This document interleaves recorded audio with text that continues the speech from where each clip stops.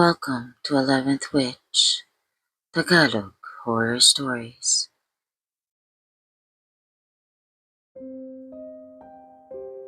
Hi Miss 11. Ako nga po pala si Eliza, taga Quezon City, at isa akong call center agent, or as they call us, puyat na bayani. Baka nga po may nakakausap pa sa akin sa isa sa mga listeners mo. Gabi-gabi ay puro problematic na customers ang kausap ko. Matira matibay sa stress. Yung tipong ang tanging thrill mo sa buhay ay kapag maaga kang nakapag-log out. Ganon kasi talaga sa BPO. Puyat, kape, metrics, at paulit-ulit na stress. Kaya nung sinabi ng team lead namin na si Marco na magti-team building kami, sobrang saya ko. Para sa akin, bihirang-bihira yon. Chance para makalayo kahit sandali sa paulit-ulit na thank you for calling. Sino ba naman ang tatanggi sa libreng overnight getaway?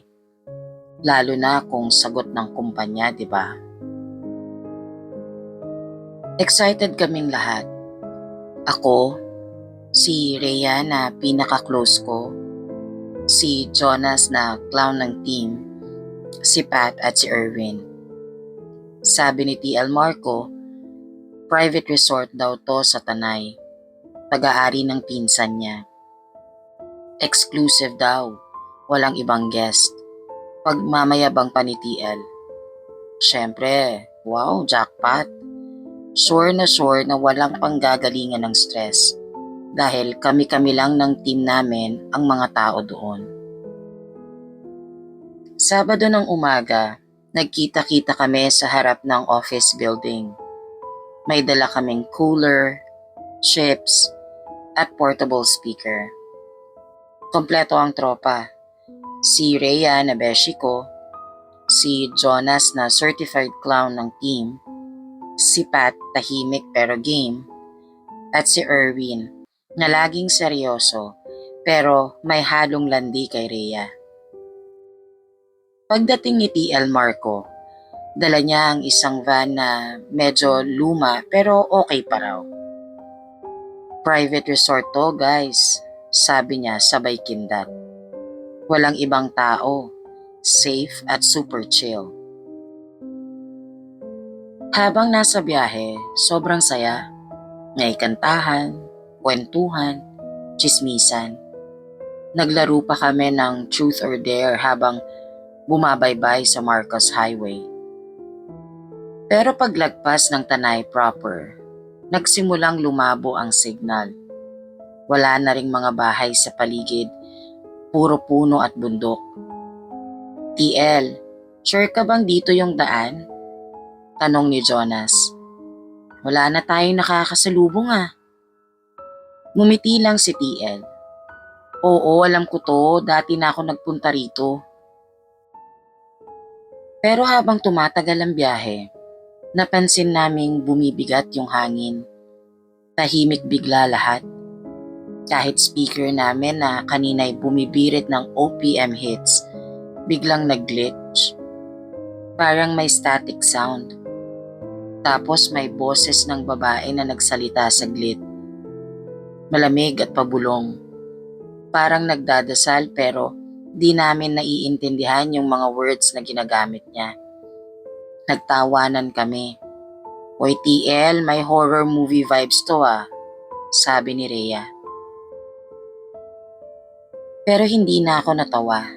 Kasi nung lumingon ako sa bintana, parang may nakita akong 3 taong nakatayo sa gilid ng kalsada.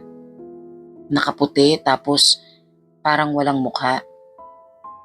At habang umaandar kami, hindi sila lumiliit sa paningin ko. Parang sumusunod lang. Pagdating namin sa resort, halos alas 5 na ng hapon. Maganda yung lugar, sobrang tahimik. May pool, may kubo, may mini falls pa sa likod. Pero habang naglalakad kami papasok, parang may bumubulong na kaba sa dibdib ko. Ang tahimik kasi, as in. Walang ibon, walang ingay ng tao, ni kuliglig ata wala. Sa kwarto namin ni Rhea, may nakasabit na painting. Luma na, medyo maalikabok. Nakapinta roon ng mga taong nakayuko, may hawak na kandila, parang nasa gitna ng ritual. Sabi ni Rhea, "Uy, creepy to parang may kulto." Sabay tawa. Pero habang nakatitig ako, parang may gumagalaw na mga anino sa likod ng mga tao sa painting. Napapikit na lang ako sandali at nang dumilat ako, parang normal naman lahat. Sinabihan ko sarili ko na pagod lang siguro ako. Kinagabihan, nag-bonfire kami sa tabi ng falls. May dalang gitara si Jonas, nag-inuman, nagkantahan. Masaya, parang normal na team building lang. Hanggang sa bigla naming narinig yung parang chanting mula sa may gubat. At first, tawa lang kami. Baka daw may ibang grupo sa kabila. Pero teka lang, sabi ni TL exclusive to, di ba? Napatahimik lahat. Hanggang sa lumakas ng lumakas yung boses. Hindi Tagalog, hindi rin English. Parang lumang salita o Latin. Biglang humangin. At saka sabay-sabay na namatay ang apoy namin sa bonfire. Pagtingin ko sa direksyon na pinanggagalingan ng hangin, may nakita akong tao sa may bato ng falls. Nakaputing damit, basang-basa, at nakatingin diretso sa amin. Napahawak ako sa braso ni Rhea. Pero nang lumingon ako ulit, wala na siya. Sabi ko sa sarili ko, baka lasing lang ako. Kinabukasan, pagising namin, wala si Rhea. Akala namin nag-shower lang o naglakad-lakad. Pero hindi niya dala yung phone niya, yung wallet, kahit yung tsinelas nasa labas pa ng pintuan. Kaya hinati namin ang grupo para maghanap. Ako at si Jonas sa may falls area. Sina TL at Erwin sa mga kubo. Habang naglalakad kami, may nakita akong parang bilog sa lupa. Itim parang nasunog at may abo pa sa gitna. At doon may napansin akong buhok. Mahaba. Parang kay Rhea. Nalaglag yung phone ko sa sobrang kaba. Maya-maya, narinig namin si TL sumisigaw na nakita na daw niya si Rhea.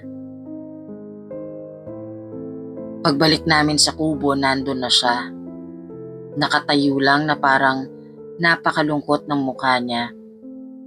Pero hindi normal na lungkot. Yung parang may masakit sa kanya kaya siya nakasimangot. Tinanong ko kung saan siya galing. Sabi lang niya, may mga kaibigan akong nakilala kagabi. Yun lang ang nasabi niya. Hindi na siya nagsalita ulit buong araw. Pagdating ng gabi, nagdesisyon kaming umuwi. Pero ayaw umandar ng van. Wala ring signal kahit saan. Tapos biglang bumuhos ang ulan. Napakalakas, parang bagyo. Nasa loob na lang kami ng kubo at tahimik. Si TL nakatingin lang sa labas, parang may naaalala. Sabi niya, "Guys, naalala ko na kung saan ko narinig tong lugar na to."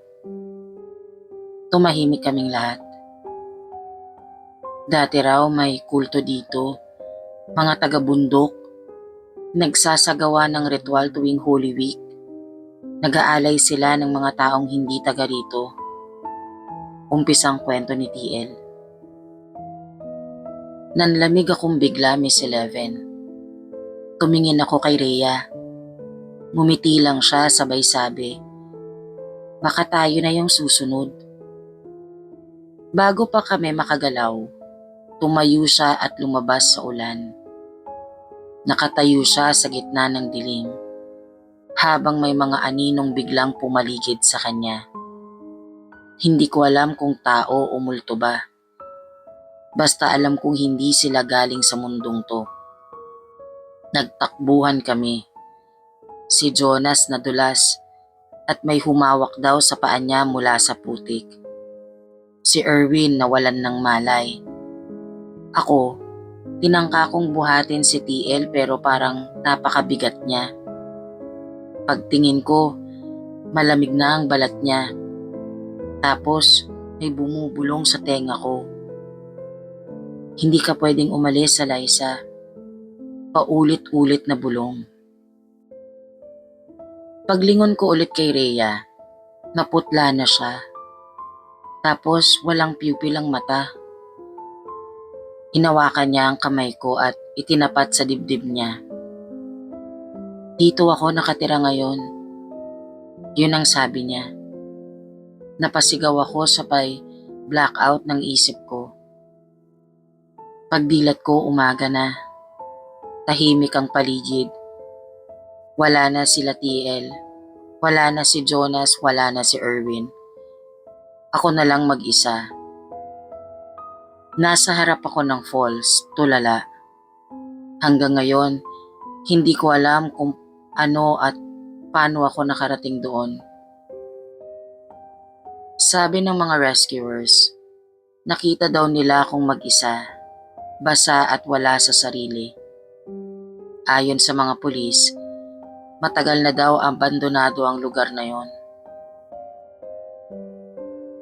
Dating kampo daw ng kulto, sinunog noong 1999. Marami raw na walang tao noon, mga bisita at mga alay. Nang binalik sa akin ang cellphone ko, may isang video na hindi ko alam kung paano napunta doon. Nakunan kami. Nagtatawanan sa bonfire. Pero may kumukuha ng video sa likod ng mga puno. Sa kamay niya, hawak na yung lumang painting mula sa kwarto namin. At sa dulo ng video, may boses na bumubulong. Pero di na namin maintindihan ang sinasabi. 3 buwan na mula noon. Lumipat na ako ng kumpanya. Iniwasan ko lahat ng mga kakilala ko sa office namin nila TL. Mahirap na kasi para sa akin na magstay sa office namin. Tapos wala na din naman ang team ko. Isang gabing shift ko sa bago ko na work. Pinatawag ako ng QA lead. Inabot niya sa akin ang headset at pinarinig ang isa sa mga calls ko. May boses na sumasabay sa calls ko. Nung pinakinggan ko ulit yung QA recording, may humihinga sa likod ng boses ko o minsan naman tumatawa. Sabi ng QA analyst, Liza, sino yung tumatawa sa line mo? Wala ka namang kausap dyan sa call na yan. Hindi ko alam kung paano ko sasagutin ang tanong niya. Minsan, pag tumitingin ako sa CCTV ng pantry sa office, may nakikita akong babae sa sulok. Basang-basa ang buhok, nakaputing damit. Minsan ngumingiti siya. Nung minsan, narinig ko pa siyang nagtanong, break time na, di ba? Pag wala naman ako sa trabaho ko, lagi akong nakakaamoy ng usok. Minsan may humahaplos sa buhok ko pag natutulog ako. Sa salamin ng banyo, May nagiiwan ng fogged na fingerprint.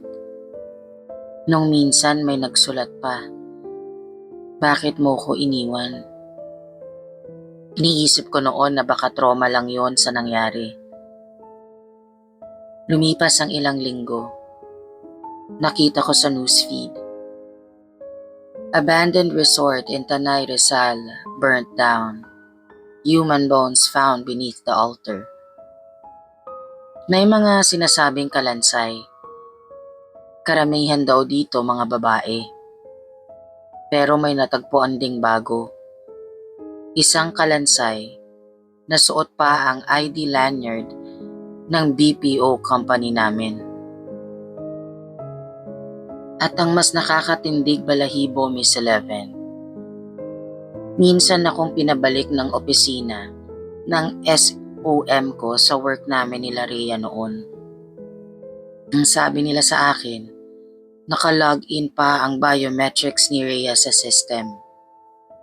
May nagta-time in sa roster. May mga naglalog na calls for review ng QA. At kahit patay na si Rhea, hanggang ngayon, tuwing 2:00 ng madaling araw, may sumasagot pa rin sa internal chat namin sa Slack. Ang pangalan, Rhea. Status, active, and on call. Ako po si Eliza, taga Quezon City, at ito ang kwento ko.